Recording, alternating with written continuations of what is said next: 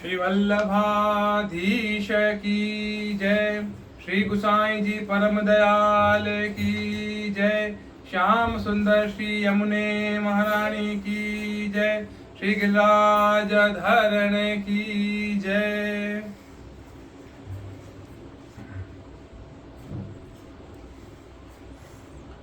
श्रीमद् भागवत आज से दूसरा स्कंद शुरू हो रहा है। हमने प्रथम स्कंद जो है वो महात्म्य और प्रथम स्कंद ये दोनों हमने संपूर्ण कर लिया है और आज से द्वितीय स्कंद शुरू हो रहा है। अगर संक्षिप्त में प्रथम स्कंद के बारे में बिल्कुल ही संक्षिप्त में अगर सुना जाए कहा जाए तो प्रथम स्कंद में खास करके राजा परीक्षित के बारे में बताया गया और राजा परीक्षित ने किस तरीके से श्रीमद् भागवत सुनकर अपना जो है अंतिम जो 7 दिन थे वो किस तरीके से उन्होंने वो संपूर्ण किए और किस तरीके से उन्होंने मोक्ष की प्राप्ति की, प्रभु श्री कृष्ण की प्राप्ति की, उसका मार्ग किस तरीके से बताया गया, ये सारा ही प्रथम स्कंद में हमने सुना था। अब उससे आगे हम ये सुनेंगे कि जब शौनक जी वहां पर आए थे और शौनक जी के द्वारा किस तरीके से विराट स्वरूप का वर्णन करा गया और शौनक जी नहीं सुखदेव जी के द्वारा किस तरीके से विराट स्वरूप का वर्णन किया गया और ध्यान विधि किस तरीके से बताई गई। यह द्वितीय स्कंद में आज पहला अध्याय हम लोग पढ़ रहे हैं। श्रीमद् भागवत महापुराणम द्वितीय स्कंद अथ प्रथमोध्याय। आज हम पढ़ेंगे ध्यान विधि और भगवान के विराट स्वरूप का दर्शन वर्णन। श्री सुखदेव जी ने कहा, परीक्षित, तुम्हारा लोक हित के लिए किया हुआ यह प्रश्न बहुत ही उत्तम है। क्या प्रश्न था परीक्षित का कि एक मरणासन पर पड़े हुए व्यक्ति को क्या करना चाहिए या फिर उसको क्या श्रवण करना चाहिए, क्या जप करना चाहिए या फिर किसी भी मनुष्य को क्या करना चाहिए और क्या नहीं करना चाहिए। ये प्रश्न इन्होंने राजा परीक्षित ने सुखदेव जी से किया था। सुखदेव जी ने क्या कहा कि आपका प्रश्न बहुत ही उत्तम है। मनुष्यों के लिए जितनी भी बातें सुनने, स्मरण करने या कीर्तन करने की है उन सब में यह श्रेष्ठ है। आत्मज्ञानी महापुरुष ऐसे प्रश्न का बड़ा आदर करते हैं। राजेंद्र, जो गृहस्थ घर के काम धंधों में उलझे हुए हैं अपने स्वरूप को वो नहीं जानते। उनके लिए हजारों बातें कहने, सुनने एवं सोचने करने की रहती हैं। उनकी सारी उम्र यूं ही बीत जाती है। उनकी रात नींद या स्त्री प्रसंग से कटती है और दिन धन की हाय हाय या कुटुंबियों के भरण पोषण में समाप्त हो जाता है। संसार में जिन्हें अपना अत्यंत घनिष्ठ संबंधी कहा जाता है वे शरीर, पुत्र, स्त्री आदि कुछ नहीं है, असत है। परंतु जीव उनके मुंह में ऐसा पागल सा हो जाता है कि रात दिन उनको मृत्यु का ग्रास होते देखकर भी चेतता नहीं है। इसलिए परीक्षित, जो अभय पद को प्राप्त करना चाहता है उसे तो सर्वात्मा सर्वशक्तिमान भगवान श्री कृष्ण की ही लीलाओं का श्रवण, कीर्तन और स्मरण करना चाहिए। मनुष्य जन्म का यही इतना ही लाभ है कि चाहे जैसे हो, ज्ञान से, भक्ति से अथवा अपने धर्म की निष्ठा से जीवन को ऐसा बना लिया जाए कि मृत्यु के समय भगवान की स्मृति अवश्य बनी रहे। परीक्षित, जो निर्गुण स्वरूप में स्थित हैं एवं विधि निषेध की मर्यादा को लांघ चुके हैं वे बड़े बड़े ऋषि मुनि भी प्रायः भगवान के अनंत कल्याणमय गुण गणों के वर्णन में रमे रहते हैं। द्वापर के अंत में इस भगवत रूप अथवा वेद तुल्य श्रीमद् भागवत नाम के महापुराण का अपने पिता श्री कृष्ण द्वैपायन से मैंने अध्ययन किया था। राजर्षे, मेरी निर्गुण स्वरूप परमात्मा में पूर्ण निष्ठा है, फिर भी भगवान श्री कृष्ण की मधुर लीलाओं ने बलात् मेरे हृदय को अपनी ओर आकर्षित कर लिया। यही कारण है कि मैंने इस पुराण का अध्ययन किया। तुम भगवान के परम भक्त हो, इसलिए तुम्हें मैं इसे सुनाऊंगा। जो इसके प्रति श्रद्धा रखते हैं उनकी शुद्ध चित्त वृत्ति भगवान श्री कृष्ण के चरणों में अनन्य प्रेम के साथ बहुत शीघ्र लग जाती है। जो लोग लोक या परलोक की किसी भी वस्तु की इच्छा करते हैं या इसके विपरीत संसार में दुख का अनुभव करके जो उससे विरक्त हो गए हैं और निर्भय मोक्ष पद को प्राप्त करना चाहते हैं, उन साधकों के लिए तथा योग संपन्न सिद्ध ज्ञानियों के लिए भी समस्त शास्त्रों का यही निर्णय है कि वे भगवान के नामों का प्रेम से कीर्तन करें।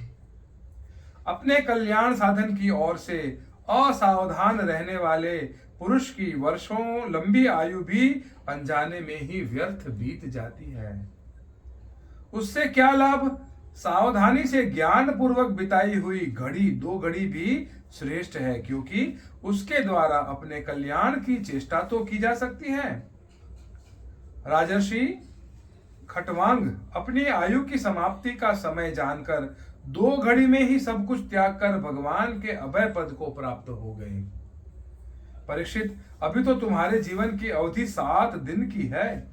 इस बीच में ही तुम अपने परम कल्याण के लिए जो कुछ करना चाहिए सब कर लो। मृत्यु का समय आने पर मनुष्य घबराए नहीं। उसे चाहिए कि वह वैराग्य के शस्त्र से शरीर और उससे संबंध रखने वालों के प्रति ममता को काट डाले।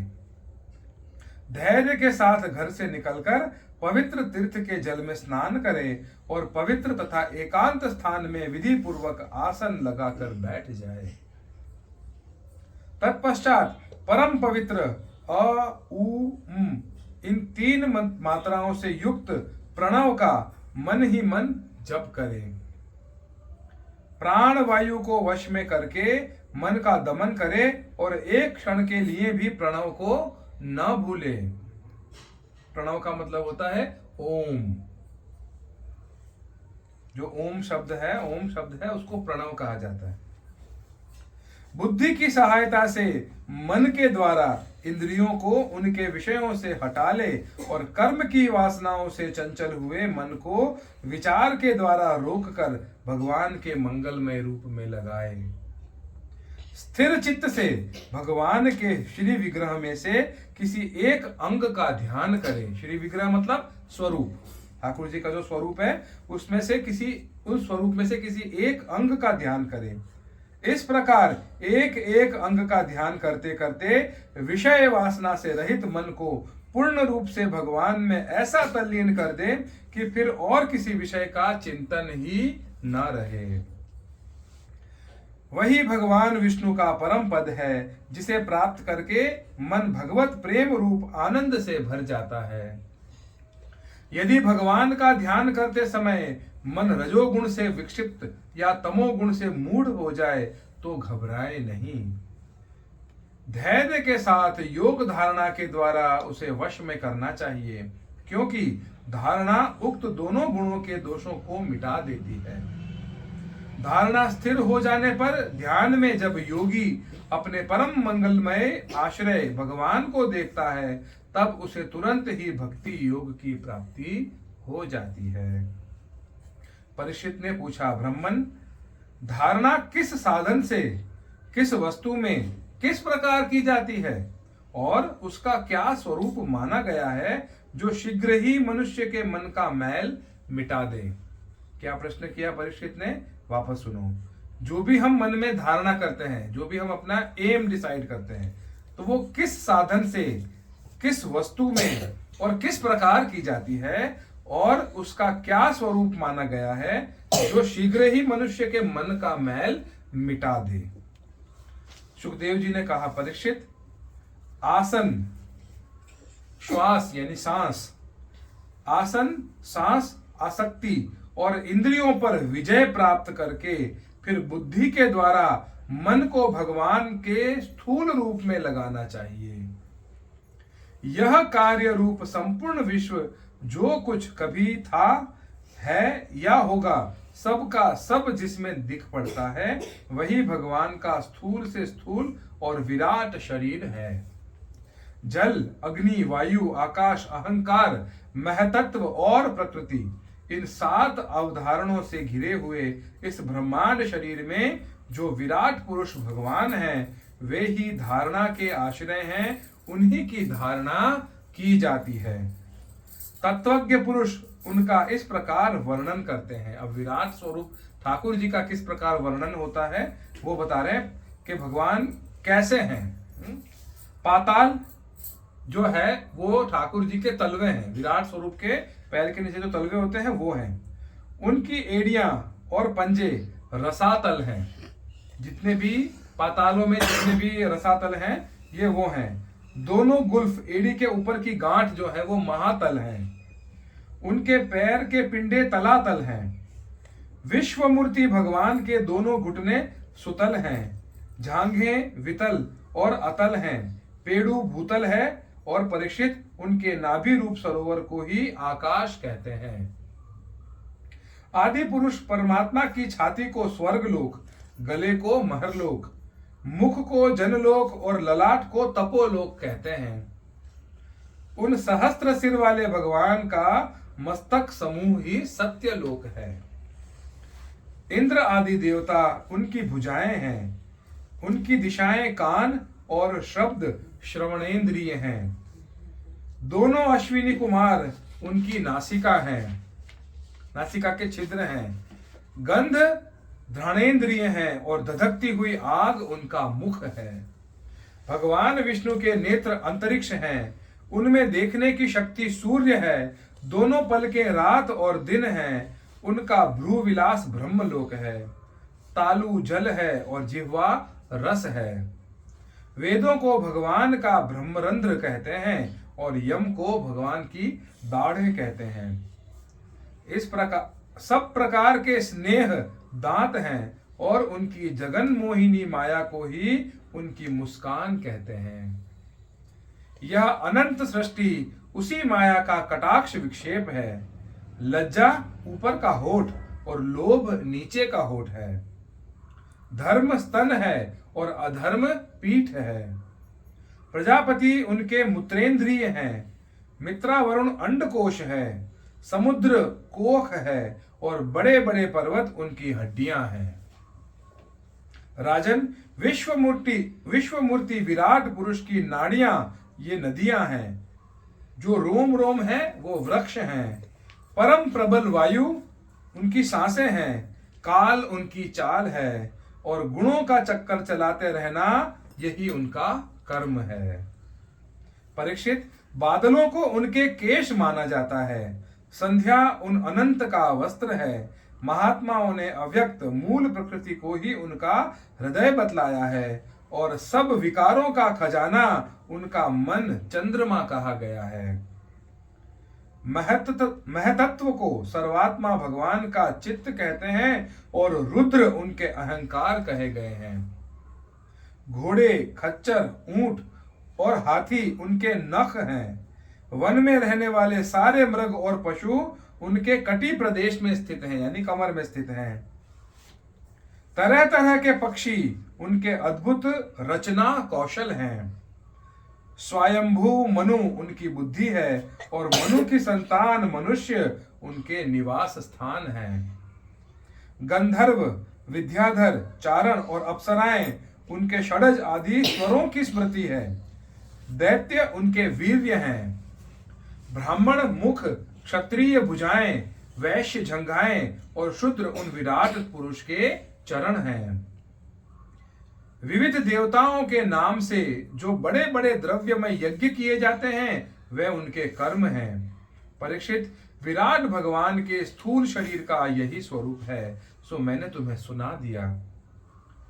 इसी में मुमुक्षु पुरुष बुद्धि के द्वारा मन को स्थिर करते हैं, क्योंकि इससे भिन्न और कोई वस्तु नहीं है। जैसे स्वप्न देखने वाला स्वप्नावस्था में अपने आप को ही विविध पदार्थों के रूप में देखता है, वैसे ही सबकी बुद्धि वृत्तियों के द्वारा सब कुछ अनुभव करने वाला सर्व अंतर्यामी परमात्मा भी एक ही है। उन सत्य स्वरूप आनंद निधि भगवान का ही भजन करना चाहिए।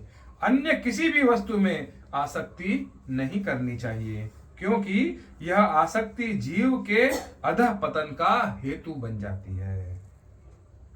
इति श्रीमद्भागवते महापुराणे पारमहंस्यां संहितायां द्वितीय स्कंधे महापुरुष संस्थानुवर्णने प्रथमोऽध्यायः। अब अगले अध्याय में यानी कि दूसरे स्कंद के दूसरे अध्याय में हम पढ़ेंगे कि भगवान के स्थूल और सूक्ष्म रूपों की धारणा तथा क्रम मुक्ति और सद्यो मुक्ति का वर्णन। श्री वल्लभाधीश की जय। श्री गुसाई जी परम दयाल की जय। श्याम सुंदर श्री यमुने महारानी की जय। श्री गिरिराज धरण की जय।